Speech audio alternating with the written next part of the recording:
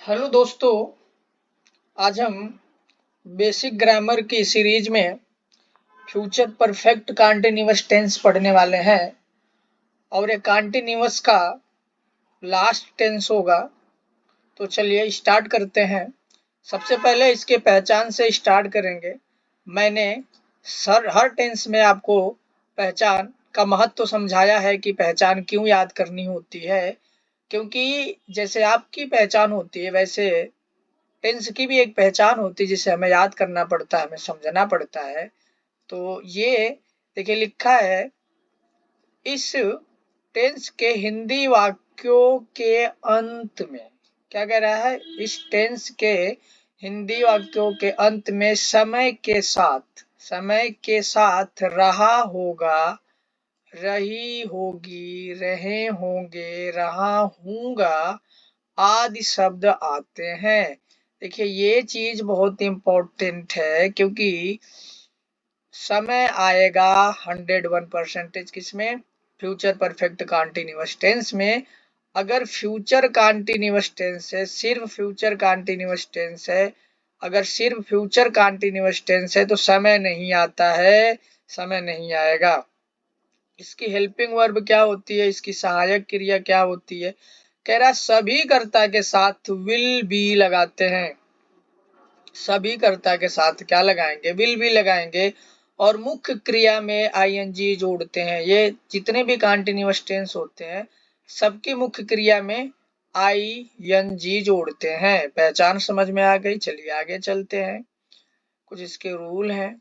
कह रहा निश्चित समय के लिए, निश्चित समय के लिए, कह रहा निश्चित समय के लिए, ये आपका निश्चित समय के लिए सिंस लगाते हैं और अनिश्चित समय के लिए, अनिश्चित समय के लिए फॉर लगाते हैं। निश्चित समय के लिए क्या लगाते हैं, सिंस लगाते हैं, और अनिश्चित समय के लिए क्या लगाते हैं, फॉर लगाते हैं। ठीक है। अब देखेंगे हम अफर्मेटिव सेंटेंस। अफर्मेटिव सेंटेंस क्या होता है, सबसे पहले क्या लिखेंगे, सब्जेक्ट लिखेंगे, फिर हेल्पिंग वर्ब लिखेंगे, फिर मेन वर्ब लिखेंगे, फिर क्या लिखेंगे, वर्ब लिखेंगे। ठीक है, फिर आईएनजी जोड़ देंगे, फिर ऑब्जेक्ट लिखेंगे, फिर अदर वर्ड लिखेंगे, फिर सिंस फॉर और प्लस टाइम लिखेंगे। ये हमारा हो जाता है फार्मूला। चलिए उदाहरण से समझते हैं तो ज्यादा समझ में आएगा। ठीक है, जैसे इसमें लिखा है, आगे देखते हैं। कह रहा प्रधानमंत्री नरेंद्र मोदी 1 घंटे से स्टेज पे भाषण दे रहे हैं। प्रधानमंत्री नरेंद्र मोदी 1 घंटे से स्टेज पे भाषण दे रहे होंगे। प्रधानमंत्री नरेंद्र मोदी 1 घंटे से स्टेज पर भाषण दे रहे होंगे। तो ये आपका सब्जेक्ट हो जाएगा प्रधानमंत्री नरेंद्र मोदी, तो हो जाएगा the prime minister Narendra Modi. सहायक क्रिया हो जाएगी विल हैव बीन, क्या हो जाएगा, will have been giving speech on the stage for 1 hour. क्या, फॉर 1 आवर। क्या कह रहा है, फॉर 1 आवर। ठीक है, क्योंकि 1 घंटा कोई निश्चित समय नहीं है, कौन सा 1 घंटा पता नहीं। ठीक है, कल से, वह कल से मरीजों को खून दे रहे होंगे। कल से वह मरीजों को खून दे रहे होंगे। कल से मरीजों को वो खून दे रहे होंगे। ठीक है, तो हो जाएगा वह, चाहे वे लिख लें, अगर वह लिखेंगे तो ही आ जाएगा, वे कल से तो दे आ जाएगा। They will have been donating. ठीक है, यहाँ ब्लड देने को डोनेट कहते हैं तो आईएनजी जोड़ दिया, donating blood to patients since yesterday. Since yesterday, क्या, सिंस यस्टरडे। अगला सेंटेंस है, सिपाही 2 सप्ताह से चोर को पकड़ रहे होंगे। The constable will have been catching the thief for 2 weeks. Catching the thief for 2 weeks. चलिए, लड़के 1 घंटे से नदी में स्नान कर रहे होंगे। लड़के boys will have been bathing in the river for 1 hour. Subject पहले लिखा, फिर हेल्पिंग वर्ब, फिर मेन वर्ब ये आपकी हो गई, इसमें आईएनजी जोड़ दिया, फिर इन रिवर फॉर अनिश्चित समय के लिए 1 आवर 1 घंटे से। ठीक है, चलिए अब और देख लेते हैं। एक लड़की 2 महीने से टोकरियां बेच रही होगी, तो ये 2 महीना निश्चित समय नहीं है, तो a girl will have been selling the baskets for 2 months. Clear. Negative sentence हम देखेंगे। अब निगेटिव सेंटेंस मैंने तब भी समझाया था कि निगेटिव सेंटेंस में कुछ नहीं है, तीसरे नंबर पे आपको नोट लगाना है। ठीक है, तो लिखा है मेरा दोस्त मुझे 2 घंटे से पत्र नहीं लिख रहा होगा, तो हो जाएगा माई फ्रेंड विल नॉट। देखिए माई फ्रेंड एक शब्द बना, विल दूसरा, नॉट तीसरा। Have been writing a letter to me for 2 hours 2 घंटा और निश्चित समय। ठीक है, आगे चलते हैं। ठीक, आगे क्या है, राधा अपना पाठ कल से याद नहीं कर रही होगी। राधा अपना पाठ कल से याद नहीं कर रही होगी, तो बीता हुआ कल निश्चित हो जाता है, तो सिंस लग जाएगा। Radha will not have been learning her lesson since yesterday. Yesterday के साथ सिंस आता है, ध्यान रखना आप लोग। ठीक है, मेरा भाई शाम से नहीं खेल रहा होगा। My brother will not have been playing since. ठीक है, मेरा भाई शाम से नहीं खेल रहा होगा, तो my brother will not playing. ठीक है, will not have been playing since evening. ठीक है, आगे है चपरासी कल से घंटे नहीं बजा रहा होगा। The peon will not have been ringing the bell since yesterday. अब है वह सुबह से घर नहीं जा रहा होगा। He will not have going since morning. वह सुबह से इस घर नहीं जा रहा होगा। वह सुबह से घर नहीं जा रहा होगा। सुबह से वह घर नहीं जा रहा होगा। आगे देख लेते हैं। अब आपका अगला है, ये लड़के कल से सड़क पर नहीं खेल रहे होंगे।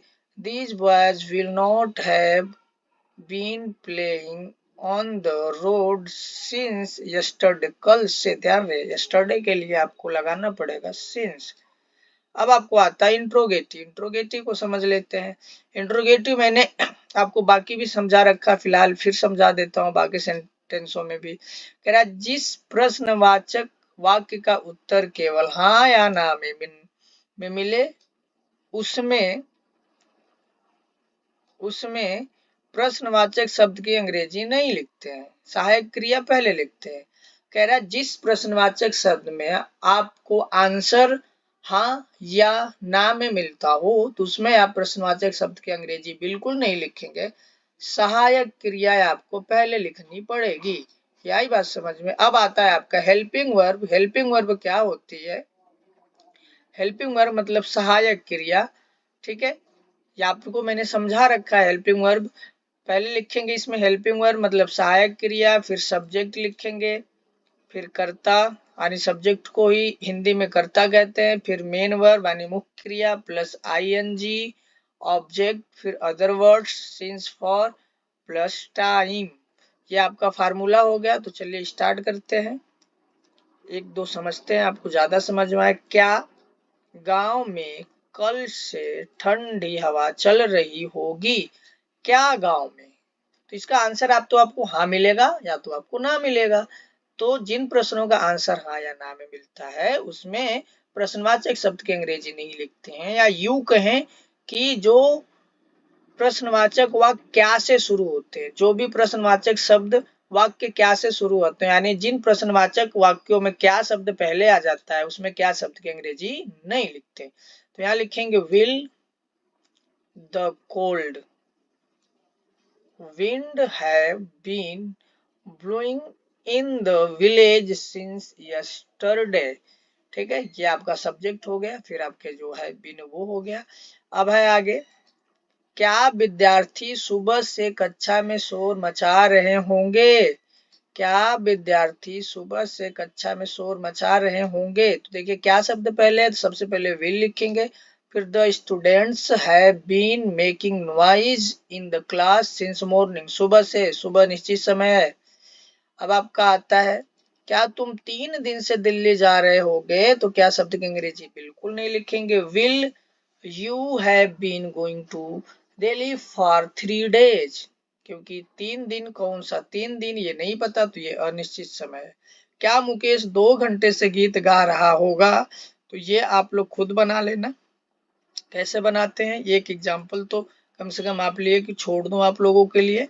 चलिए अब क्या कह रहा है कि जिन प्रश्न वाक्यों का उत्तर हाँ या ना में आप नहीं दे सकते या नहीं मिलता है, उसमें प्रश्नवाचक शब्द की अंग्रेजी पहले लिखते हैं और फिर सहायक क्रिया लिखते हैं। ठीक है, इसका जो फार्मूला होता है, सबसे पहले होता है आपका क्वेश्चन वर्ड। आप सबसे पहले लिखेंगे क्वेश्चन वर्ड लिखेंगे, ठीक है, फिर हेल्पिंग वर्ब लिखेंगे, फिर सब्जेक्ट लिखेंगे, फिर मेन वर्ब, फिर आईएनजी, फिर ऑब्जेक्ट, फिर आपका other words plus since for और फिर टाइम। चलिए इसका भी कुछ उदाहरण देख के हम समझ लेते हैं। ठीक है, लिखा है तुम कल से किसको पढ़ा रहे होगे? देखिए तुम कल से किसको, यहाँ आंसर देना पड़ेगा, राम को, श्याम को, 10वीं को, 11वीं, 12वीं, XYZ जिसको भी आप पढ़ाओगे। तो whom will you have been teaching since yesterday? ठीक है, सबसे पहले क्या लिखना था, किसको शब्द की अंग्रेजी लिख दिया हमने भैया whom। फिर क्या लिखना था, सहायक क्रिया, तो यहाँ will आ गई। फिर सब्जेक्ट लिखना था, you आ गया है, been teaching since yesterday। तुम कल से कहाँ रह रहे होंगे? तुम कल से कहाँ रह रहे होंगे? तो हो जाएगा Where will you have been staying since yesterday? यानी तुम कल से कहाँ ठहरे थे या कहाँ रह रहे थे। ठीक है, तुम कल से अपना गृह कार्य कैसे निपटा रहे होंगे? तो इसका भी आसान सा है। ठीक है, How will you have been doing your homework since yesterday? अगला है, उसी का एग्जाम्पल है, तुम सुबह से कौन सी फिल्म देख रहे होंगे? तो हो जाएगा which film You have been watching since yesterday। बंदर रात से पेड़ पर क्यों चढ़ रहे होंगे? Why, देखिए क्यों की इंग्लिश वाई, सहायक क्रिया will, ठीक है, उसके बाद subject the monkeys have been climbing on the tree since yesterday night। I hope आपको ये समझ आया होगा। तो लाइक, शेयर, सब्सक्राइब और कमेंट जरूर कर